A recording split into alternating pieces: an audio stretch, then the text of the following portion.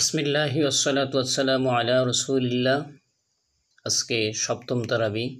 যে সকল বিষয়গুলো ছিল, আদেশসূচক যে সকল আয়াতগুলো ছিল, শত্রুর মুখোমুখি হলে অবিচল থাকা এবং আল্লাহকে অধিক পরিমাণে স্মরণ করা, আল্লাহ ও তার রসুলের আনুগত্য করা, ধৈর্য ধারণ করা, শত্রুর মোকাবেলার জন্য যুদ্ধের প্রস্তুতি নেওয়া, সামরিক শক্তি ও সশস্ত্র প্রস্তুত থাকা, শত্রুর পক্ষ সন্ধিতে আগ্রহী হলে নিজেরাও সন্ধিতে অগ্রসর হওয়া, যদি তা নিজেদের স্বার্থ বিরোধীও না হয়, তাকওয়া অবলম্বন করা, আল্লাহর রাস্তায় জিহাদ করা, ঐক্যবদ্ধভাবে মুশরিকদের বিরুদ্ধে যুদ্ধ করা, কাফির ও মুনাফিকদের বিরুদ্ধে যুদ্ধ করা, তাদের প্রতি কঠোর হওয়া।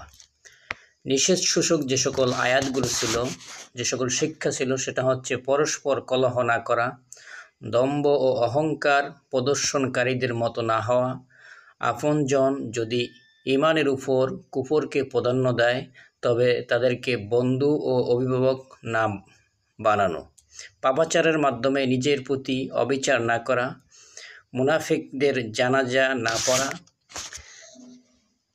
বিধিবিধান যে সকল বিধিবিধান ছিল, যুদ্ধলব্ধ সম্পদ বন্টনের বিধিবিধান বর্ণিত হয়েছে 10ম পারার প্রথম আয়াতে, এবং ফকির, অভাবগ্রস্ত, মিসকিন, নিঃস্ব, জাকাত, উসুলকারী সহ জাকাত ও সদকার 8টি খাত আজকের এই আয়াতে তেলাওয়াত করা হয়েছে।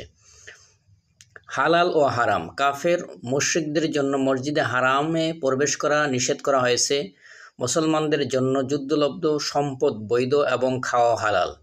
ফজিলত 4টি সম্মানিত মাসের কথা, জিলকদ, জিলহজ, মুহররম ও রজব মাসের মর্যাদা বিধিবিধান উঠে এসেছে আজকের তেলাওয়াতে।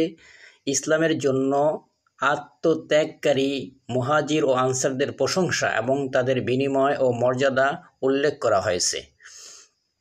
আল্লাহ যাদেরকে অপছন্দ করেন, আল্লাহ বিশ্বাসঘাতকদেরকে পছন্দ করেন না। আল্লাহ তাআলা বিশ্বাসঘাতকদেরকে পছন্দ করেন না। আল্লাহ যাদেরকে ভালোবাসেন, আল্লাহ তাআলা মুত্তাকিদেরকে ভালোবাসেন। যুদ্ধের সাফল্য অর্জনের 6টি রহস্য আজকের তেলাওয়াতে রয়েছে। যুদ্ধের ময়দান থেকে শেষ পর্যন্ত অবিচল থাকা, সুদৃঢ় থাকা, অধিক পরিমাণে আল্লাহকে স্মরণ করা, আল্লাহ তার রসুলের দিক নির্দেশনা মেনে চলা, কলহ পরিহার করা, ধৈর্য ধারণ করা, কাফেরদের মতো অহংকার প্রদর্শন না করা, লৌকিকতা পরিহার করা। আজকের তেলাওয়াতের যে সকল শিক্ষা, আল্লাহর পথে চললে আল্লাহর প্রতি